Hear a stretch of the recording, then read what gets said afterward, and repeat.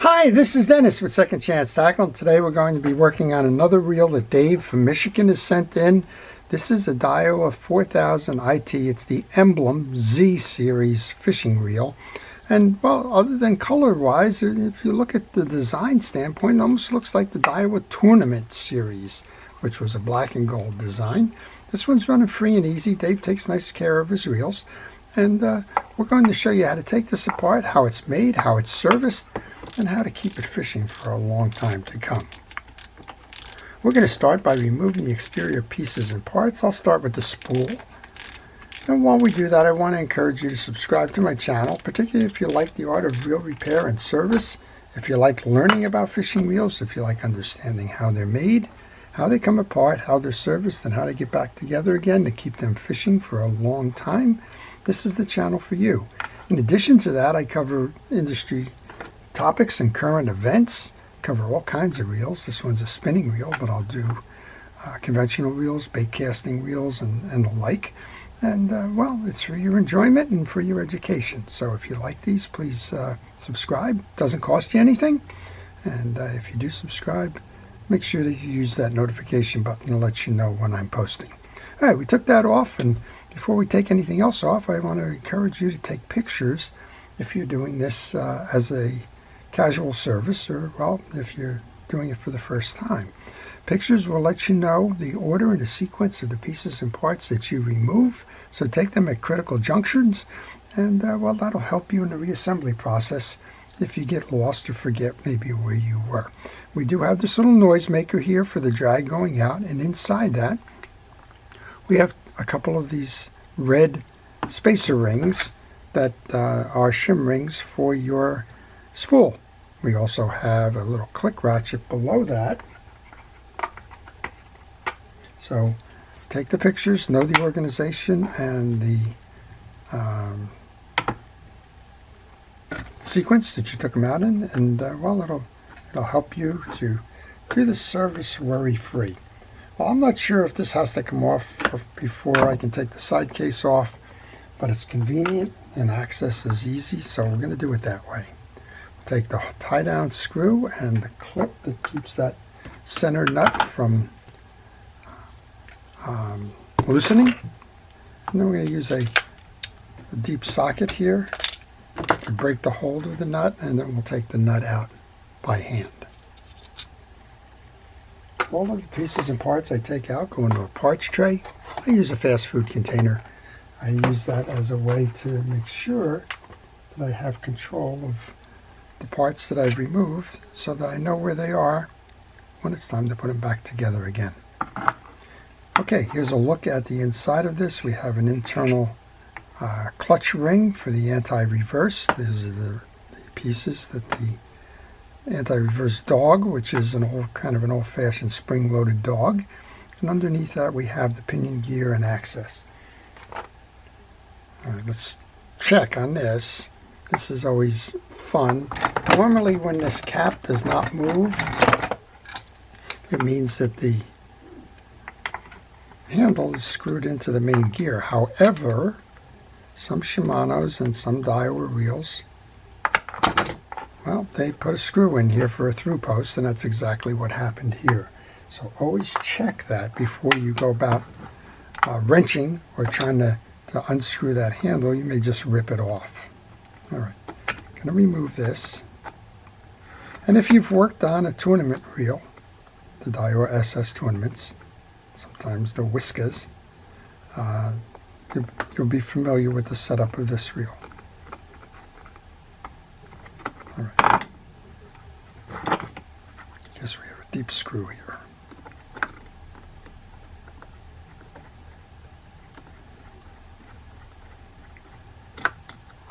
So this has got a through shaft, probably a 5-sided one.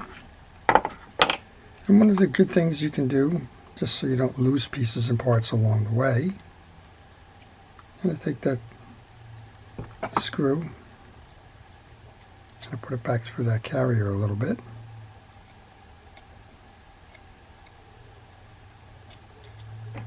And then put it back into the handle so that when you grab the handle, you know where the tie-down screw is.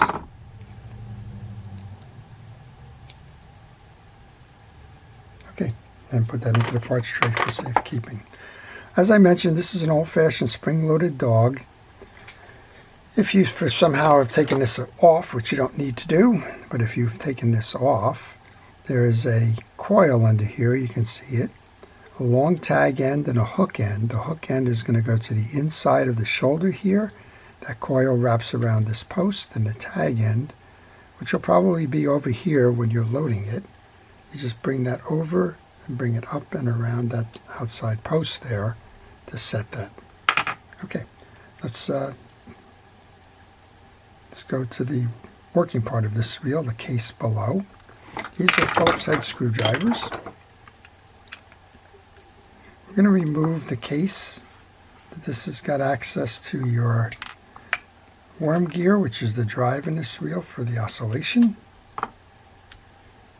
And there's probably a cover on here as well. Sometimes I get confused between these and the Stratix because they both have the worm gears. Take those two screws out, make sure they're the same, then you can back this off.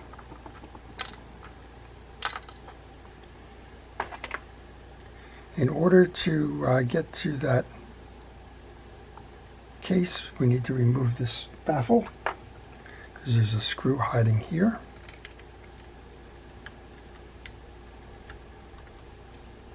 And we can remove the screws. I'm just curious, on some of these reels you have to back this all the way down. There you go. All the way down to get to the screw that relieves the, or releases your axle shaft, so that we can do that now as well.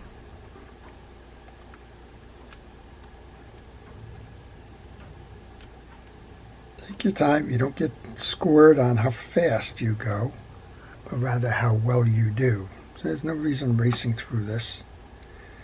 If this is something you're doing yourself, you're going to do it once a year, right? That's about the average time that you should go between services. If you use the reel an awful lot, you would want to do that twice a year, maybe mid-season stop and do it again. And then either do it at the beginning of your season or the end of your season as the second service. Whoops, that was an oops for sure, right? Here's your pawl that goes in the line guide carrier there. I guess it just wanted some breathing room. Put that in the case so we don't lose that. And let's take the other three screws out. And when I do this, you want to check, make sure all those screws are the same size. Now I see right away visually that this top screw has a smaller head on it, or at least it appears to be at the moment. So it may be that that screw's a little different. Okay, the first one that came out is about a 1/2 inch. The second one that came out is about 5/8. I apologize for not knowing the when we drop that case, there's a tie down for that pole. Don't lose that. Kind of got bumped out. That's why the pole jumped out. That tie down wasn't holding it in place any longer.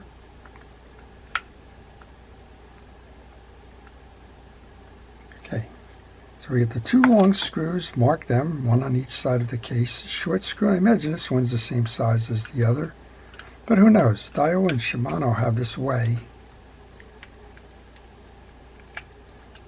of making it interesting. All right, it looks like we're going to remove this spring load here because when I take the case off, this post that it wraps against is going to come off with that case. Okay, two shorts, high and low, two longs, center of the case.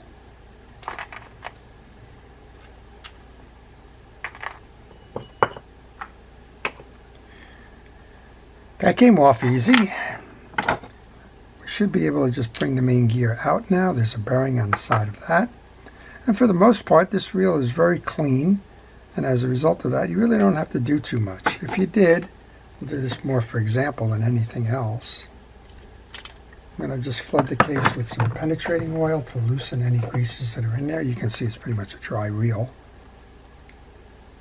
which means it's time for service because, well, you need that grease and oil. Okay, check your pinion gear. What we can do on the pinion gear is we can remove that as well, but let's stay with the cleaning for a moment. The back end of the main gear is totally dry. This bearing seems to be a little tight. We'll take that off as well. We're going to oil that bearing. Should have a bearing on this side as well. It's an open bearing. Just oil it. And then we have a shim washer that goes behind that bearing on the main gear. It goes like this. Don't lose them. You can put that back on. Actually, you can put the bearing either on this or you can put it in the side case. Either one will work fine. And let's pick this up because there'll be one more bearing in here. This does not have an instant anti-reverse on it. So if you were confident that your bearing was doing fine up here, you probably don't even need to remove this.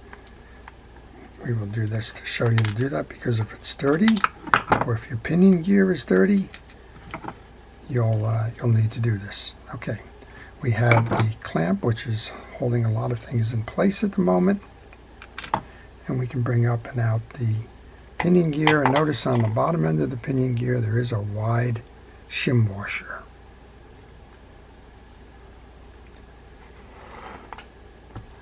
I'm going to grab a paper towel.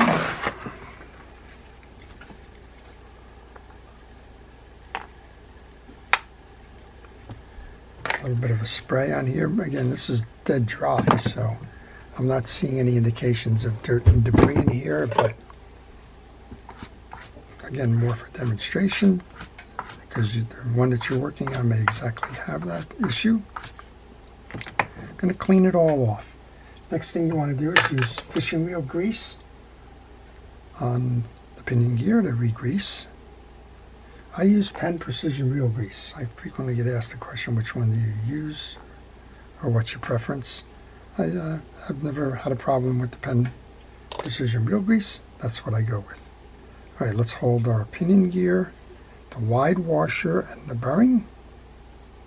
Bring all of that into play. We can reset that into the case.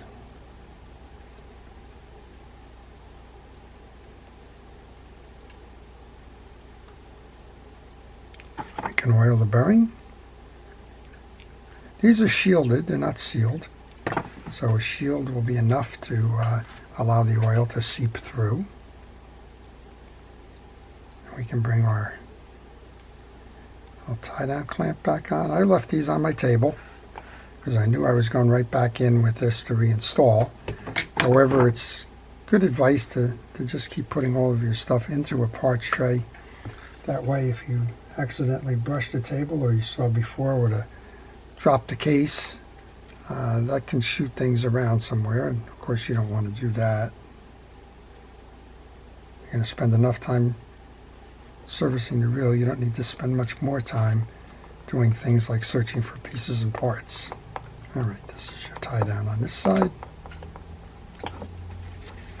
I'm using a little bit of grease on that screwdriver just to kind of hold the screw head temporarily while I get it started.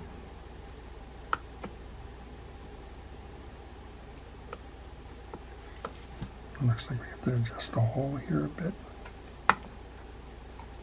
Well, if you have any questions on this reel, or any reel, maybe you're working on a project and you're stuck, maybe you're experiencing something you weren't quite sure about, if you leave those questions in the comment section, I do try to answer those for you. All right, we put the oil on the bearing. We've cleaned the back of the main gear. Time to grease. Now this does not have a drive on the back of the main gear because the drive is coming off of that pinion gear for the worm gear. So you won't find it there.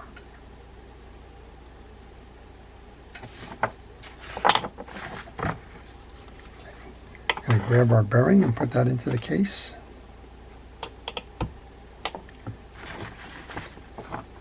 We can re-oil that if you like. I oil the worm gear. I do not grease it because grease will attract dirt, and over time it'll bog down the performance of the reel. Alright, kind of reversing what we did initially now. I'm going to put that main gear back in.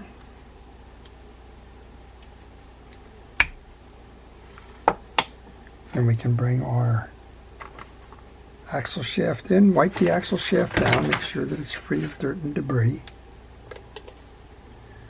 Light coat of grease is all you can do there. You put any more in there and it's going to scrape off as you go through your pinion gear. There's a flat side. The flat side should face you as you go back into the carrier. And then you align the hole in the carrier with the hole in the axle shaft. And it's time to install your pawl and cover before you put the clamp on to hold the axle shaft in place. Make sure that the shoulders on your pawl are clean and that the points are crisp. These are. Bring our pawl in. You may need the assist of a micro pliers if you have big fingers like I do. Make sure that seats. And then we have our clamp. And we should have a screw around here somewhere for that clamp. There it is. And that's the internal workings of this. Your Stratic reel by Shimano and your tournament reel by Daiwa are all very similar in nature. There's differences in the way that they hold this oscillation gear in place, but they're pretty much the same all around. Okay, I'll show you how it operates. When you turn, this is going to move up and down to move your line guide up and down. Nice smooth operation.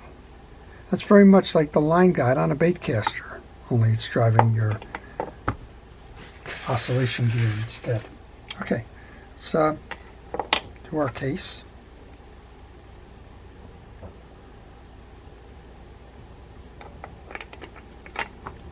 Line up your case and bring it in and make sure it's a very nice, tight, and easy, simple fit. If it's not, stop. Something is binding in there that shouldn't be binding in there, and you need to not press ahead. You need to go figure out what the bind is.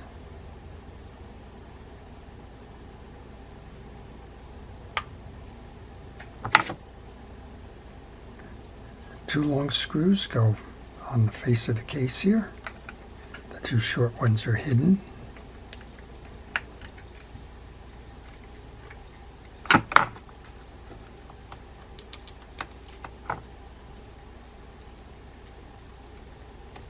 So Daiwa makes a nice product here. I didn't see the specs on this one. Looks like we have 3 ball bearings. It was a time before anti-reverse clutches. So you have the traditional dog style clutch. You have 3 ball bearings, and a lot of folks say, well, geez, if it only has 3, what good can it be? Well, it's got 3 that are in the right place. You need 1 on each side of the main gear and 1 on the pinion gear, and after that, it's kind of diminishing returns in terms of the bearings that you put in there and where you put them in. There are reels out there with 5 or 6 or 7. That's okay, but do you need them all? You don't necessarily need them all. Okay, that's in. Before I go and tighten up the top, we're going to take those bezels from behind, make sure we put those back on. That's the base one. And we have our cover. And we have the 2 screws that hold the cover on.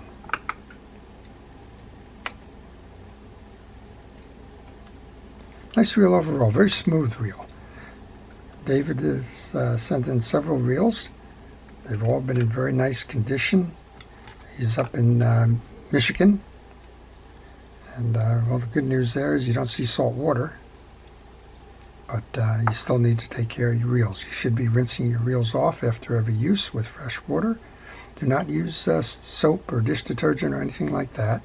By their nature, they are detergents, and detergents do, well, strip away oils. All right, bring that tag back in and over that post. You'll load it on your anti-reverse. Switch that to the off position so that you can load your carrier, which goes next.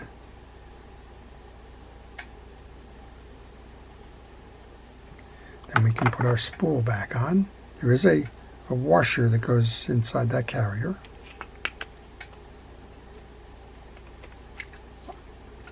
Then we can put our spool on. Spool nut, or rotor nut. I said spool, I meant rotor. Tighten that down. This is a universal tool. It has the 9, 10, 11, and 12 metrics, kind of in a hand-turned piece. Find the one that matches up with this hole. Bring your tie down on. Got lucky there. It's right centered as it is without any complications. Finally got it started. Tighten that down. And we just reinstall top bottom kind of way. Click mechanism. Noisemaker and spool shims. There's 2 of them on here. One's clear, one's red. And bring our handle over at this point. This was a left drive reel. Put it back in that. Of course, if you're doing your own reel, you know what side it goes on, but if you're doing reel work for other folks, it's always good to pay attention to what side that thing came off on. I plead guilty. There's more than one time I've sent the reel back with the handle on the wrong side of the reel for the customer. Most of the time, I guess you just assume that the folks want a left-handed turning reel on a spinner. And every now and then I'll put that on. The fellow or gal will come back and say, you know, the handle belongs on the other side.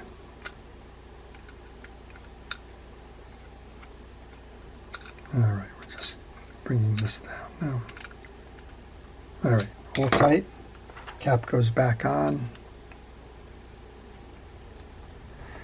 Just one more thing to do. Check out the drag washers and the spool. I'm going to think that these are going to be felt drag washers. Just something that Daiwa was doing at the time. And I'm seeing grease in here, so that's usually what it is. Well, we got some kind of a fabric washer in here.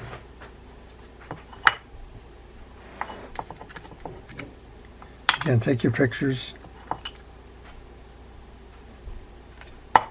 Yeah, these are a fabric washer. So a fabric washer is going to need to be oiled or greased to keep them flexible. Fabric washers will dry out if they are not kept lubricated. So if you have a reel like this and it has Teflon washers in it, no worry. Fabric washers, yeah, you need to make sure that they are greased. You can use your regular fishing reel grease, or in this case I use a product called Cal's Universal Drag Grease. If you don't have it, don't run out and get it. Just use your regular fishing reel grease. There are 2 washers that have rectangular centers in them. Those are known as keyed washers. They hold your spool shaft when you press down. There's one that doesn't hold the spool shaft. It's got a big hole in the center and 2 slots in the spool. That holds your spool. When you clamp all of them, the spool and the shaft lock in, and that's how you get your drag. And when you loosen it, well, there's a certain freedom between the 2 that allows the spool to spin without turning that drag and the shaft. All right, they're all greased up again. Second of the keyed washers goes on, and that retainer ring. Now there's a slot inside the spool here. Start it on the one side, walk it around. It's not a very high or tense spring. You don't need a lot of effort to put that back on. So take your time when you're servicing your reel. Make sure that you address the drag washers. Okay, time to put the spool back on. Give it a test. You know, it looks like there might be a bearing in this spool. Not quite sure. I'm just going to put a little oil in there. Something's being held in by a retention clip there. All right. Bring all of that over. Align them. Bring them down. Grab your button. Tighten that down.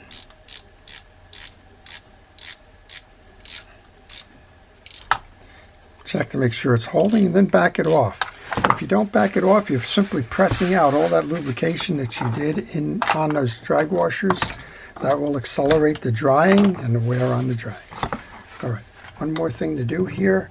Just grab your oiler, put a drop of oil into the bail, seams, just like that. Let it seep its way in. Also a drop of oil onto your collapsible handle.